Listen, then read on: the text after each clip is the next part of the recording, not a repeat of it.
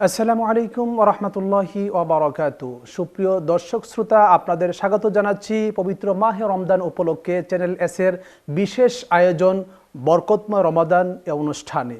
পুরো অনুষ্ঠান জুড়ে আমি মুফতি মোহাম্মদ সিদ্দিকুর রহমান সরকার থাকব আপনাদের সাথে। দর্শক, এই অনুষ্ঠানে আমরা মাহে রমজান কেন্দ্রিক বিভিন্ন গুরুত্বপূর্ণ বিষয় নিয়ে আলোচনা করে থাকি। আজ আমরা আলোচনা করব পবিত্র ঈদ উল ফিতরের গুরুত্ব তাৎপর্য এই বিষয়টি নিয়ে। এ বিষয়ে যারা আলোচনা করবেন, চলুন তাদের সাথে আমরা পরিচিত হয়ে নিই। আমার ডান পাশে আছেন হজরত মাওলানা মুফতি মোহাম্মদ বুরহানুদ্দিন জালালি, আরবি প্রভাষক, বড়বাগ AU আলিম মাদ্রাসা, কিশোরগঞ্জ। আসসালামু আলাইকুম ওয়া রাহমাতুল্লাহি ওয়া বারাকাতুহু। প্রিয় দর্শক, আলহামদুলিল্লাহ আমরা সম্মানিত আলোচকদের সাথে পরিচিত হয়ে নিলাম। আল্লাহ সুবহানাহু ওয়া তাআলা আমাদেরকে দয়া করে, অত্যন্ত মায়া করে তার রহমতের দৃষ্টি দিয়েছেন বলে আমরা দীর্ঘ একটি মাস আমরা অতিবাহিত করেছি। হয়তো আজকের এই রোজা আমাদের জীবনের সর্বশেষ রোজা হয়ে যাবে। আজ চাঁদ দেখা গেলে কাল ইনশাআল্লাহ আমরা ঈদুল ফিতরের নামাজ আদায় করব এবং আল্লাহর কাছ থেকে আমরা আমাদের জাযা প্রতিদান গ্রহণ করব। সেই ঈদুল ফিতরের কতটুকু গুরুত্ব তাৎপর্য রয়েছে এই বিষয়ে আমরা আলোচনা শুনব। আমি শুরুতে চলে যাব মুফতি মোহাম্মদ বুরহানুদ্দিন জালালি আপনার কাছে। মোহতারাম, এই যে ঈদুল ফিতর, এই ঈদুল ফিতর বলতে আমরা কি বুঝি? ঈদুল ফিতরের পরিচয়টা কি? ধন্যবাদ আপনাকে আর যারা দেখছেন সবাইকে মোবারকবাদ। আলহামদুলিল্লাহ ওয়াসসালাতু ওয়াসসালামু আলা রাসূলিল্লাহ, আম্মা বাদ। ঈদ শব্দটি আরবি শব্দ, এর দুইটি অর্থ আছে। একটি হলো খুশি আর একটি হলো বারবার ফিরে আসা।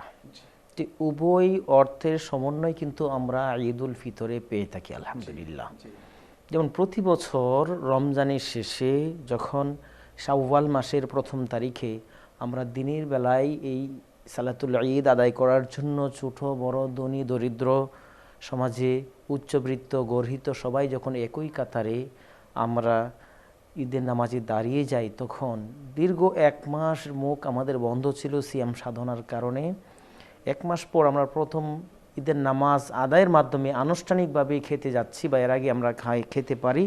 সেই জন্য বারবার আমাদের যে মুখটা বন্ধ থাকে এই দিন খোলা হয়, এই জন্য তাকে ঈদ বলা হয়। দ্বিতীয় কারণ হলো এই দিন আমরা দান করে শান্তি পাই, গরিবরা আমাদের দান পেয়ে শান্তি পায়, খুশি হয়। প্রতি বছর এই নতুন আনন্দকে নিয়ে বারবার ঈদ আমাদের সামনে উপস্থিত হয় বলেই একে ঈদ বলা হয়। আবার ফিতর বলা হয় যেহেতু দিনের বেলায় আনন্দটা খাওয়ার মাধ্যমেই বহিঃপ্রকাশ করা হয়, সেই জন্য ঈদুল ফিতর বলা হয়। চমৎকার বলছেন। আমি আপনার কাছে আবারও আসব। মুফতি মোহাম্মদ বুরহানুদ্দিন জালালি সাহেব, এই ঈদুল ফিতর, এই যে নামটা, এই নামকরণের সার্থকতা আমাদের সমাজে কতটুকু? আসলে এটা নামের সাথে এটার সার্থকতা কতটুকু মিল? জি, অবশ্যই নামের সাথে কাজের মিল আছে। ইসিম বা মুসাম্মা যেটাকে বলা হয়, এটা দুইটি দিক আছে। একটি হলো যে ঈদুল ফিতরের দিন আমরা দীর্ঘ এক মাস সিয়াম সাধনার যে ত্রুটিগুলি আছে সেইগুলি থেকে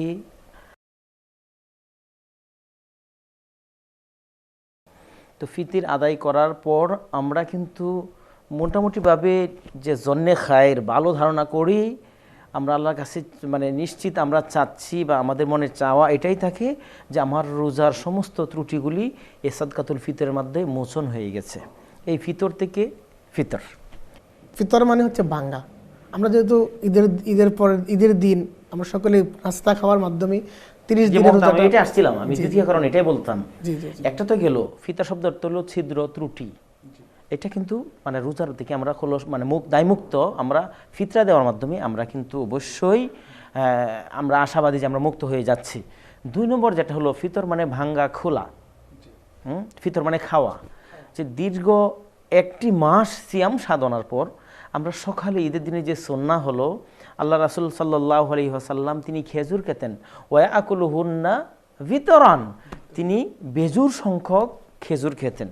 তো আমরা যদি সরাসরি খাস সুন্নত মোতাবেক আমরা খেজুর খাই আলহামদুলিল্লাহ, তো আমাদের সমাজ যেহেতু আমরা কৃষি প্রধান দেশ, আমরা ভাত বা রুটি, অনেকে পিঠা খেয়ে বা থাকে, মিষ্টান্ন খেতে পারি, তো আমরা বেজোর সংখ্যক যদি খাই তাহলেও এই সুন্নতটা কিন্তু সংখ্যাগত সুন্নতটা আদায় হয়ে যাবে। অন্তর দেখেন। এই হিসাবে রোজা ত্রুটিমুক্ত এবং প্রকাশ্য খাবার, এই দুইটি নিয়ামত একসাথে ইলতিকান হওয়ার কারণে ঈদ উল ফিতরকে ঈদ উল ফিতর নামে নামকরণ করা হয়েছে। চমৎকার।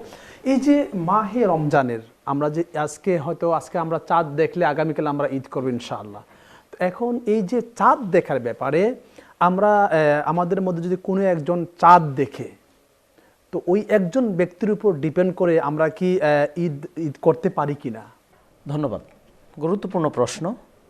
আমাদের সমাজে দেখি যে আগের দিন একটি সম্প্রদায় ওনারা কিন্তু রোজা রাখেন, বলেন যে সৌদি আরবের সাথে মিল রেখে ওনারা রোজা রাখেন। কিন্তু আজ মিডিয়ার মাধ্যমে আমি ওই সমস্ত ভাইয়ের কাছে বিনয়ের সাথে বলতে চাই, আপনারা কি সৌদি আরবের সাথে মিলে এই ফজর নামাজ পড়তে পারেন? অবশ্যই না। জোহর, আসর, মাগরিব, এশা কিছু কিন্তু পারেন না। ইভেন ঈদের নামাজটাও তো আপনি ওদের সময় পড়তে পারছেন না। যখন আপনি ঈদের নামাজ পড়ছেন ওরা তখন ঘুমাচ্ছে। বিষয়টা এরকম না? তাহলে বোঝা গেল মূল বিষয়টা। যেমন গত বছর একটি সমস্যা হয়েছিল যে পঞ্চগড় ঠাকুরগাঁওকে জানি দেখেছে যে ঈদের চাঁদ উঠেছে, সেই হিসেবে ঈদের ঘোষণা দিতে একটু দেরি হয়েছিল। কিন্তু মূল বিষয়টা যেটা, আম্মাজান আয়েশা সিদ্দিকা রাদিয়াল্লাহু তাআলা আনহা, ওনা থেকে বর্ণিত হাদিস, হযরতে প্রখ্যাত তাবি মাসরুক রাদিয়াল্লাহু তাআলা আনহু তিনি আম্মাজানের ঘরে তিনি গেলেন। যাওয়ার পর বলতেছেন যে কি ব্যাপার? তিনি আরাফার দিনে গেলেন। পরে বলতেছে যে কি ব্যাপার, তুমি কেন আসলা? যে আসছি এই জন্যই যে আজ তো ঈদের দিনও হতে পারে, রোজার দিনও হতে পারে, চাঁদ নিয়ে একটু দ্বন্দ্ব আছে, তো এই দ্বন্দ্বের সমাধানটা কি? তখন আম্মাজান আয়েশা সিদ্দিকা রাদিয়াল্লাহু তাআলা আনহা বললেন, তুমি কি আমার আল্লাহ রাসূলের হাদিস দেখো নাই যে আল ফিতরু আল্লাযী ইয়াফতিরুল নাস, ফিতর হলো ওই দিন, ঈদুল ফিতর ওই দিনই হবে যেই দিন মানুষ, ওফি রিওয়ায়াতিন ইয়াফতিরুল ইমাম এবং মানুষ যেদিন রোজা ভেঙে ফেলে এই দিনে ঈদুল ফিতর হবে। আর ইমাম এবং সাধারণ মানুষ যেদিন কুরবানি করে ওই দিনেই কি হবে? কুরবানি ঈদ হবে বা রোজার ঈদ হবে। সুতরাং সমষ্টিগত মানুষ এবং রাষ্ট্র যেভাবে সিদ্ধান্ত দেয়, তোমাকে সেই সিদ্ধান্ত মতেই কি করতে হবে? ঈদ করতে হবে। আমরা যারা নিজস্ব ধ্যান ধারণায় রাষ্ট্রীয় সিদ্ধান্তের বাইরে যারা ঈদ করি, এই দুইটি হাদিসের খেলাফ হওয়ার কারণে মনে হয় ওনারা গুনাহগার হবেন। আসলে কি ওনারা গুনাহগার হচ্ছেন? মানে আমাদের দর্শকদের জন্য আমরা যদি বলি, তিরমিজি শরীফের হাদিস, আম্মাজান আয়েশা সিদ্দিকা রাদিয়াল্লাহু তাআলা আনহা থেকে বর্ণিত যে আল ফিতরু আল্লাযী ইয়াফতুরুন নাস, মানুষ যেদিন ইফতার করবে, এখানে আওয়ামের কথা বলা হয়েছে, মানে সিংহভাগ যেদিকে রোজার ঈদের সিদ্ধান্ত সেই দিকে, একজনের কথার উপর ভিত্তি করে চাঁদ দেখা গেছে, ঈদ করা যাবে না। মোহতারাম, আপনি চমৎকার বলছেন। বিরতির পর আপনার কাছে আমি আবারও ফিরে আসবো। প্রিয় দর্শক, আপনারা দেখছেন পবিত্র মাহে রমজান উপলক্ষে চ্যানেল এস-এর বিশেষ আয়োজন বরকতময় রমাদানের অনুষ্ঠান। সময় হলো ছোট্ট একটি বিরতিতে যাওয়ার। আমাদের সাথেই থাকুন, কোথাও যাবেন না। আলহামদুলিল্লাহ, প্রিয় দর্শক, বিরতির পর ফিরে আসলাম আমরা মাহে রমজান উপলক্ষে চ্যানেল এস-এর বিশেষ আয়োজন বরকতময় রমাদানের অনুষ্ঠানে। এতক্ষণ ধরে আমাদের সাথে থাকার জন্য আপনাদেরকে আবারও ধন্যবাদ জ্ঞাপন করছি। মোহতারাম, বিরতির পূর্বে আপনি বলছিলেন যে যদি এক ব্যক্তি চাঁদ দেখে তার উপর নির্ভরশীল হয়ে রোজা ভাঙ্গা যাবে না এবং ঈদ করা যাবে না। অর্থাৎ যদি সমষ্টিগত কিছু মানুষ দেখে এবং রাষ্ট্র সেটাকে সাপোর্ট করে, তাহলে ওই দিনে আমরা সবাই মিলে একসাথে ঈদ করব এবং রোজা আমরা ভাঙবো। বলেছিলাম তিরমিজি শরীফের একটি হাদিস এবং সুনানে বাইহাকি শরীফের একটি হাদিস, আল্লাহ রাসূল পাক সাল্লাল্লাহু আলাইহি সাল্লাম থেকে আম্মাজান আয়েশা সিদ্দিকা বলেছেন দুইটি হাদিসে, একটি হলো যে আন-নাহার আল্লাযী ইয়ানহারুন নাস, আরেক হাদিসে আসছে যে আল ফিতরু আল্লাযী ইয়াফতুরুন নাস।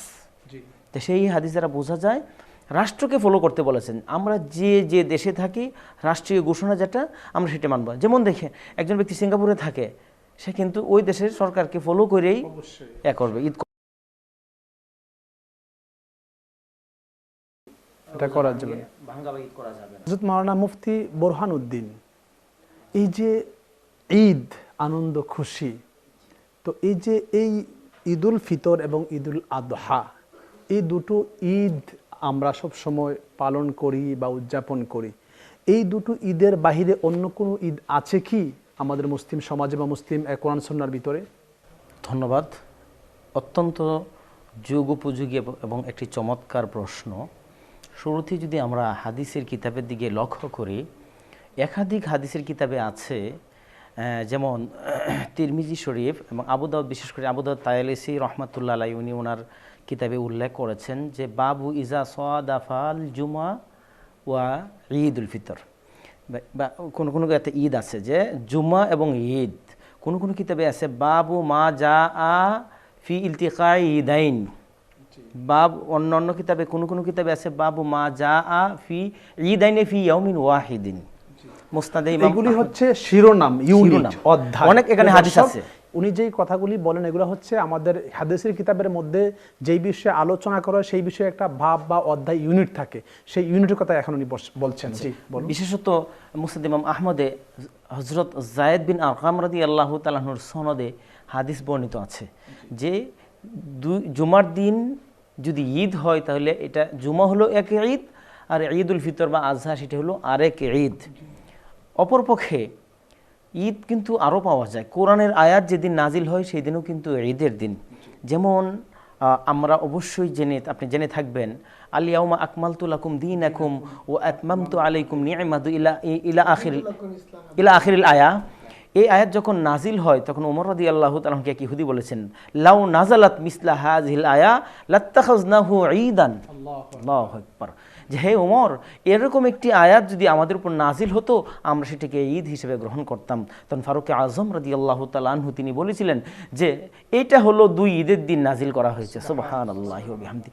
একটা ছিল আরাফার দিন আর একটা হলো শুক্রবার ছিল। সুতরাং আমরা এই কোরআনুল কারীমের এই আয়াত দ্বারা, এমনকি ওই হাদিস, এমনকি ইবনে মাজাহ শরীফের একটি হাদিস আছে যে দুই ঈদ তার চেয়েও বেশি আফজল হলো যে ইয়াউমুল জুমআ।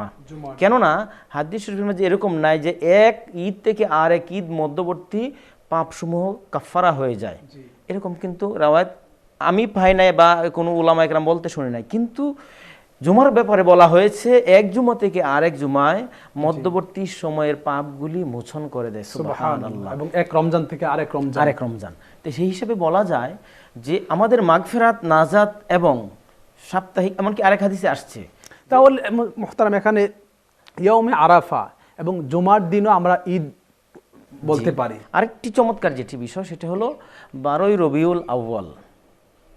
কারণ আমরা কোরআনকে যদি বলি যে তুমি এত দামি কেন হয়েছো, যে ইন্না আনজালনাহু ফি লাইলাতিল কদর, যে কোরআন নাজিলের রাত্রটাকে হলো কদর, এটা হাজার মাস থেকে উত্তম। তাহলে ইমাম তাফসিরে রুহুল মাআনিতে ওনার যে লেখক তিনি এই আয়াতের তাফসিরে বলেছেন যে কারণে কোরআন নাজিলের রাত্রটি হাজার মাসের চেয়ে উত্তম হবে, তাহলে সেই কারণেই যার উপর কোরআন নাজিল হয়েছেন উনি যেদিন দুনিয়াতে শুভাগমন করেছেন সেই রাতটা হাজারো শবে কদর থেকে উত্তম হবে। এমনকি সূরা মাইদার 112 নম্বর আয়াতের দিকে যদি আমরা খেয়াল করি, হযরত সাইয়েদনা ঈসা ও আলা নবীনা আলাইহিস সালাম তিনি দোয়া করেছেন, রব্বানা আনজিল আলাইনা মাঈদাতাম মিনাস সামাই, আল্লাহ আকাশ থেকে অটোমেটিক দস্তরখান ভর্তি খাবার, জান্নাতি খাবার পরিবেশন করুন। তাহলে এতটুকু দোয়া করলে হয়ে যেত।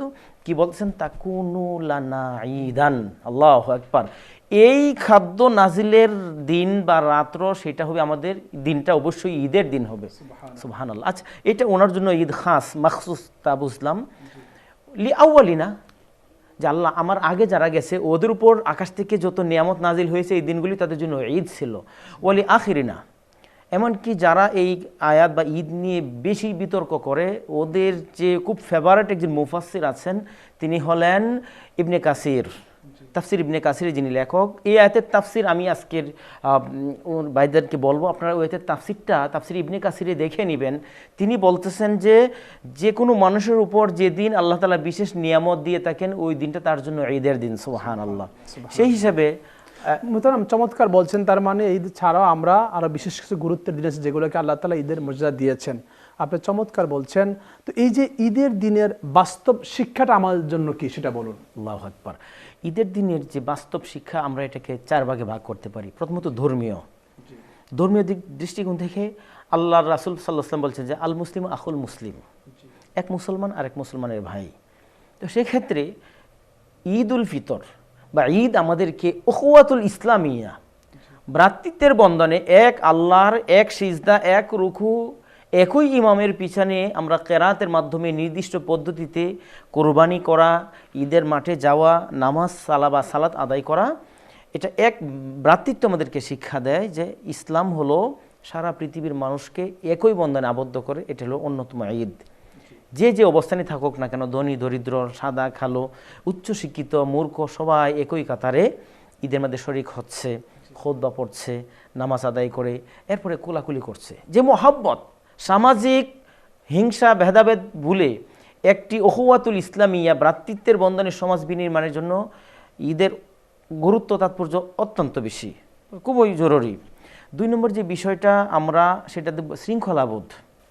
শৃঙ্খলাবোধ। তারপরে 4 নাম্বার, 3 নাম্বার যেটা, সেটা হলো যে আপনার পারস্পরিক যে ভেদাভেদ ভুলে গিয়ে যে একই কালিমার ভিত্তিতে একত্রিত হওয়া।